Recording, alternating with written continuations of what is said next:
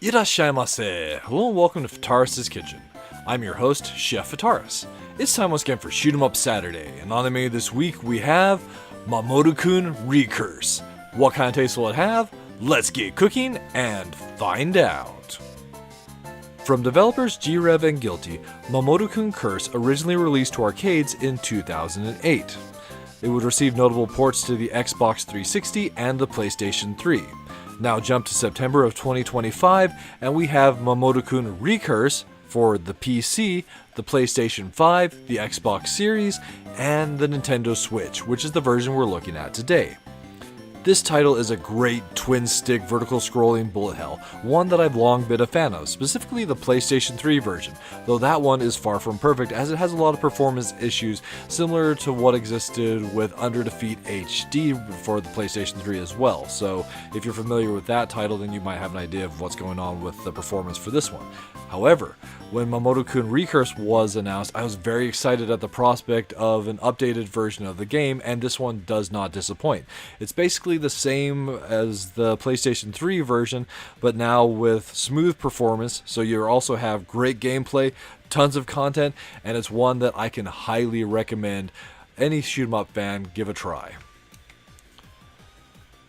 Finding ourselves at the main menu. So if you're familiar with the original version of Mamorukun Curse, you'll see that things are a little bit different here in Recurse, but all the content is still here, just a bit of a different menu layout. So initially we have the play option, which gives us 3 game modes. There's the Netherworld Adventures, there's Story, and there's also Arcade. You can also play all 3 of those in practice. You have rankings both online and local, a gallery with art pieces for the game, and then we also have the sound setting, which is really awesome. There's 3 different soundtracks for the game, and you can customize the sound for every single stage with all the different soundtracks. So that is something that's really great about the game.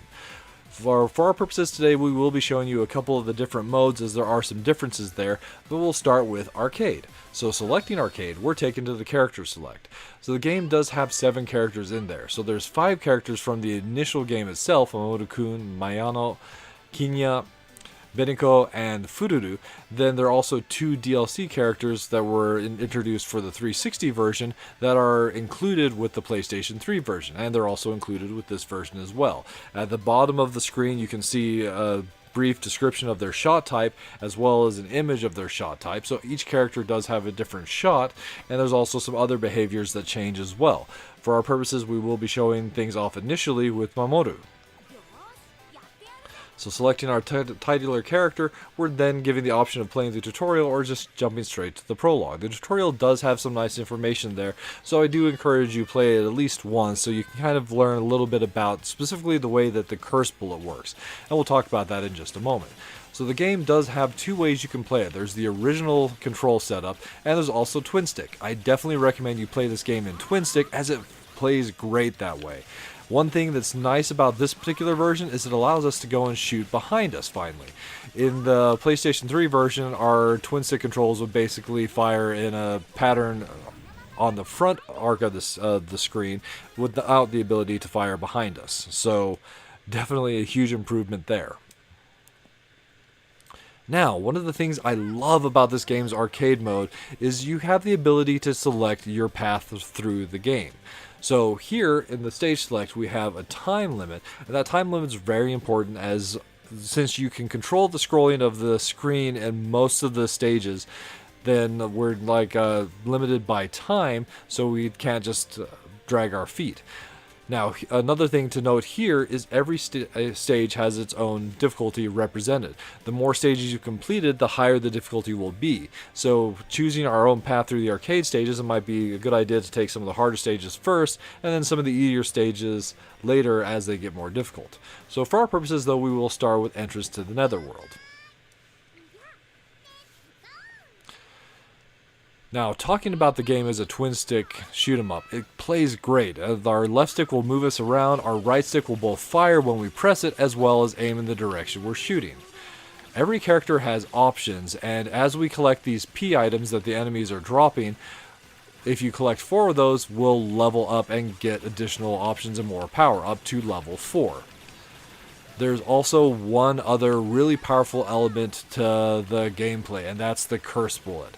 So the curse bullet serves a couple different functions. So if you just send out your curse, one of the things it does is it clears enemy bullets. And we have infinite curse bullets, but there is a brief cooldown between using them, which is represented in the bottom left there underneath our life bar. So as we take hits from enemies, we will go and lose lives in this particular game mode, so that's something to keep in mind. Though depending on the game mode you're playing, things will be different that way. So that's one way that the curse bullet works.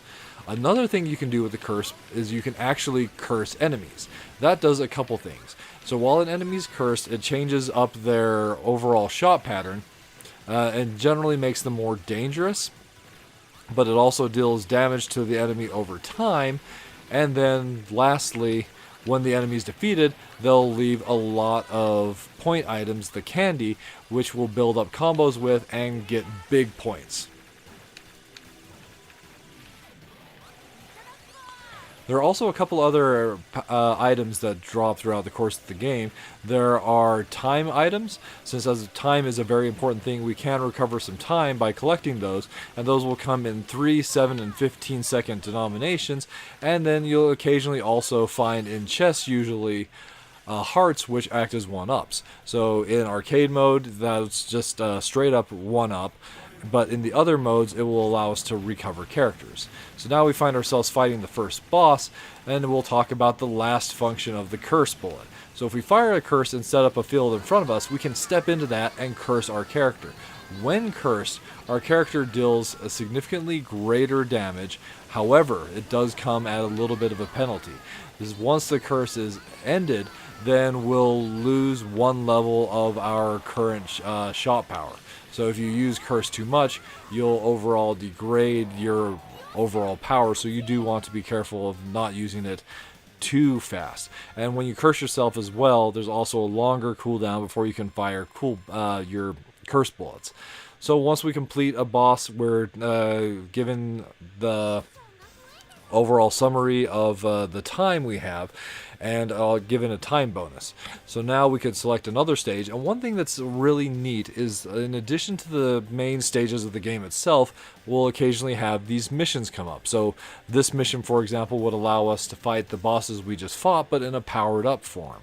But rather than show you more of arcade mode, we're going to jump into the Netherworld Adventures mode. So one thing to note about arcade mode is it is a widescreen Tate a vertical presentation, and you can set it up to run in Tate.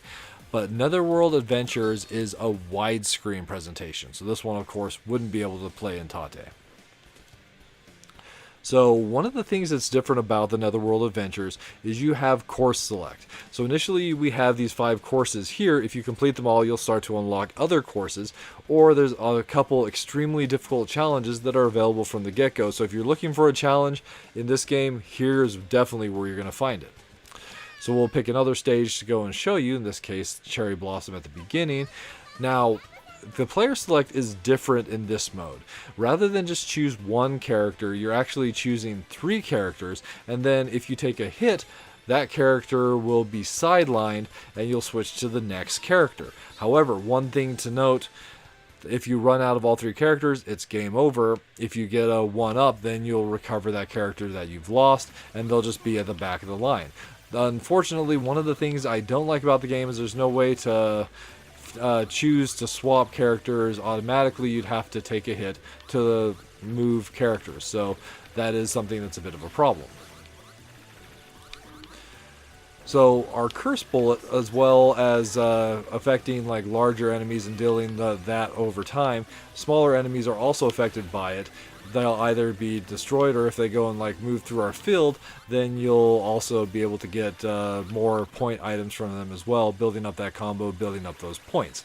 But the curse bullets themselves, you can charge them up, and they're more powerful charged up.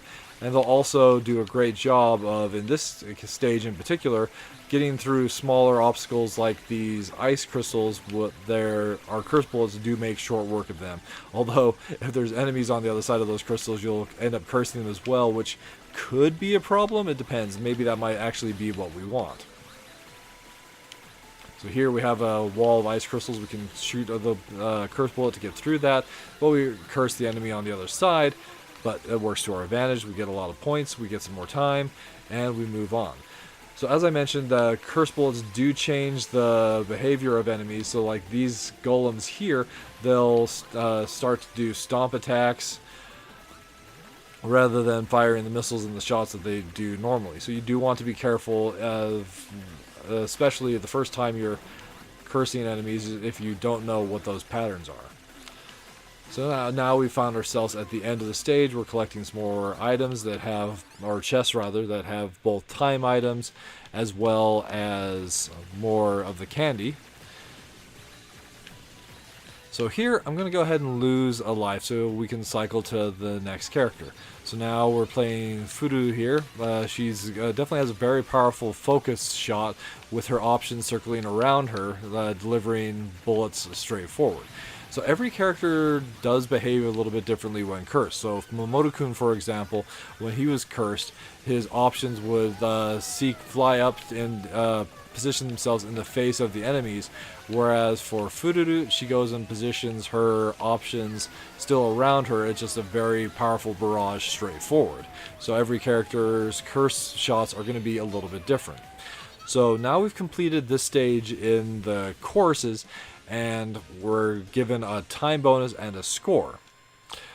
So one of the ways that Netherworld Adventures works is it's those preset courses. So if it's just a one-stage course, we play through that, that's the end of it.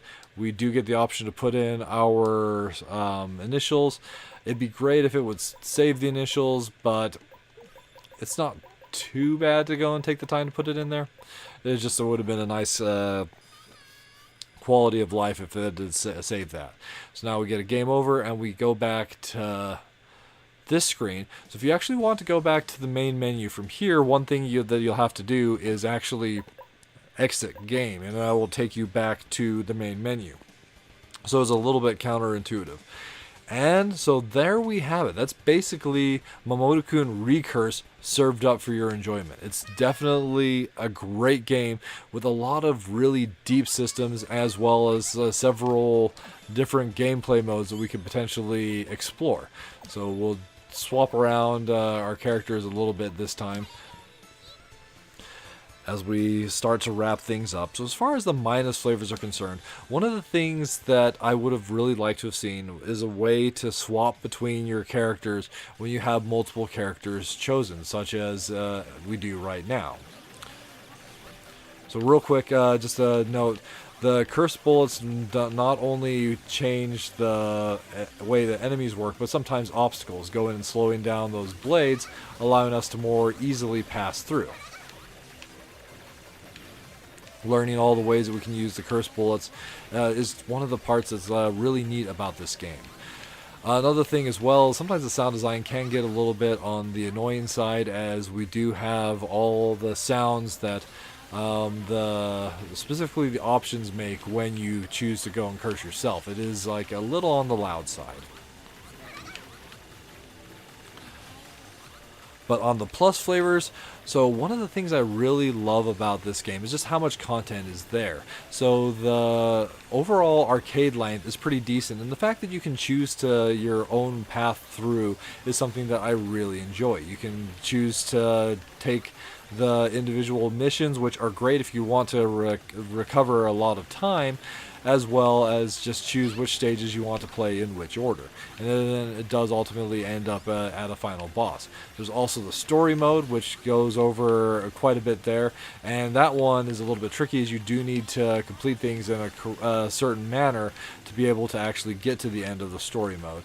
And then you have all the challenges and all the different courses that are present in the Netherworld Adventures. A ton of content for a great price. In addition to that, this is definitely the best version of the game, as the PlayStation 3 version already had all that content, but now we have that with significantly improved performance that just kind of is icing on the cake for what is already a great game. It also has an incredible soundtrack, and the gameplay itself is just really fun and engaging with the curse bullet system, being able to curse ourselves, as well as all the other elements of learning the mechanics that the game happens to present to you. So there you have it, Mamorukun Recurse served up for your enjoyment. At the end of the day, this is definitely one that I highly recommend for any shoot 'em up fan. Definitely, if you haven't played Mamorukun Curse, this is the definitive way to play it, and I encourage you, give this one a try. And with that, we find ourselves at the end of this week's episode of Shoot 'em Up Saturday. As always, we want to thank you so much for joining us. We hope you have a wonderful week, and as always, we look forward to seeing you again next time.